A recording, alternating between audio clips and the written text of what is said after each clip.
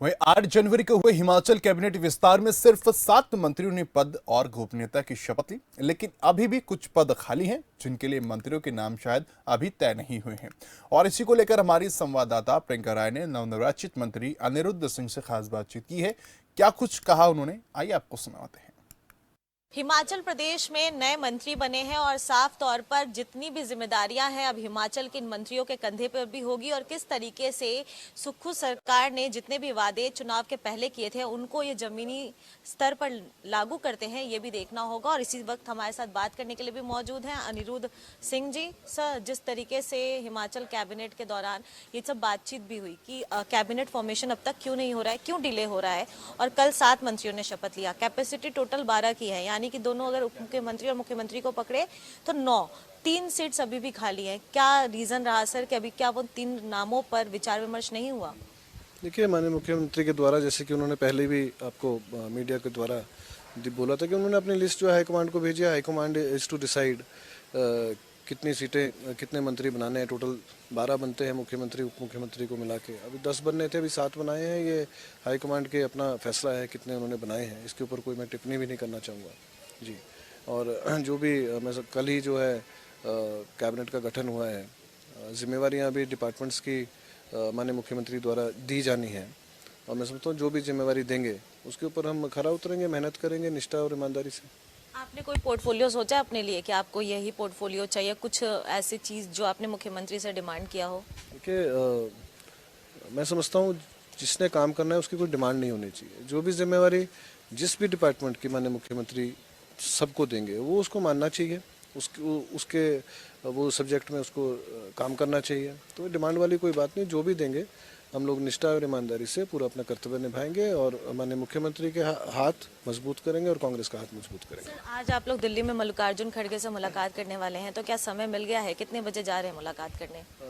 आज जो है सीएम साहब ने समय मांगा है धन्यवाद करने के लिए खड़गे साहब से और शुक्ला जी से। आदरणीय शुक्ला जी जो हमारे इंचार्ज हैं, वो आज अहमदाबाद से वापस शाम को 7 बजे आ रहे हैं। उसके बाद उनसे मुलाकात होगी। केवल धन्यवाद के लिए धन्यवादी हैं हम लोग लीडरशिप के और खड़गे साहब के और शुक्ला जी के। उन्होंने हमारे को इस कैबिनेट में स्थान दिया है। सिर्फ धन्यवाद के लिए हम लोग दिल्ली आए हैं माननीय सुखविंदर सिंह सुक्खू जी की अध्यक्षता में। सर, जब से सरकार बनी है विपक्ष काफी हमलावर है, लगातार सरकार को घेर रहा है, कामकाज करने की प्रणाली पर भी सवाल उठा रहा है।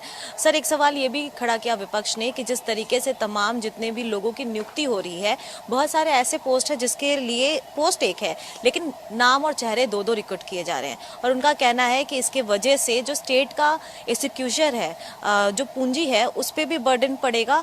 और ऐसा इसलिए किया जा रहा है क्योंकि आप लोगों को बांधे रखने की चुनौती है सुखविंदर सिंह सुक्खू के सामने।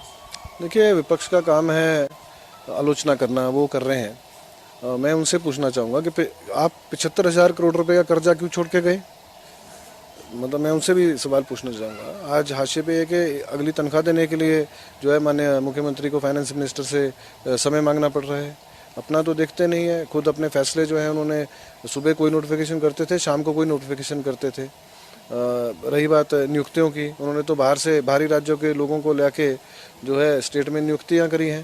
तो अपना खुद का दिखना चाहिए। रही खर्चे की बात है, मिनिमम खर्चा जो है मैं समझता हूं कि सबसे पहला फैसला माननीय मुख्यमंत्री ने पहले दिन जिस दिन सरकार बनी थी, आपको ध्यान होगा कि सभी भवनों में, रेस्ट हाउसेज, गेस्ट हाउसेज में एक समान रेट होगा। चाहे वो हर नागरिक को एक ही रेट होना चाहिए, चाहे वो एमएलए हो, चाहे वो मिनिस्टर हो, चाहे वो आम आदमी हो, एक ही रेट होना चाहिए। सबसे पहला फैसला वो लागू किया गया। सर्विस सिलेक्शन बोर्ड में इतना बड़ा करोड़ों का घोटाला जो है, पैसे खा के जो है पेपर लीक, कितने पेपर लीक हुए हैं पिछले 2 साल में? कम से कम 6 पेपर लीक हुए हैं। बच्चों के भविष्य के साथ जो मजाक किया है भाजपा ने, उसके ऊपर तो कोई कार्रवाई नहीं करी उन्होंने। सीबीआई की मांग करते रहे। सीबीआई विधानसभा में जयराम जी ने बोला कि हम सीबीआई को भेज रहे हैं, परंतु आज तक वो कुछ नहीं हुआ था।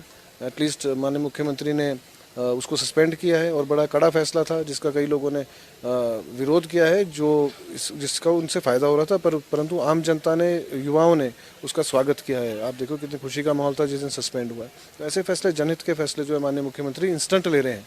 ये नहीं कि आज होगा, इंक्वायरी करेंगे, देखेंगे, उस टाइम फैसला होना चाहिए। माननीय मुख्यमंत्री इस चीज़ को संज्ञान में ले रहे हैं और मैं समझता हूँ आगे आने वाले समय में भी खर्चों में बहुत कटौती होने वाली है और स्टेट की जो आमदनी है, चाहे वो टूरिज्म से होगी, चाहे वो इंडस्ट्री से होगी, ओपन पॉलिसी लेके आ रहे हैं, उससे मैं समझता हूँ कि स्टेट का रेवेन्यू एक्सचेकर जो है वो बढ़ेगा।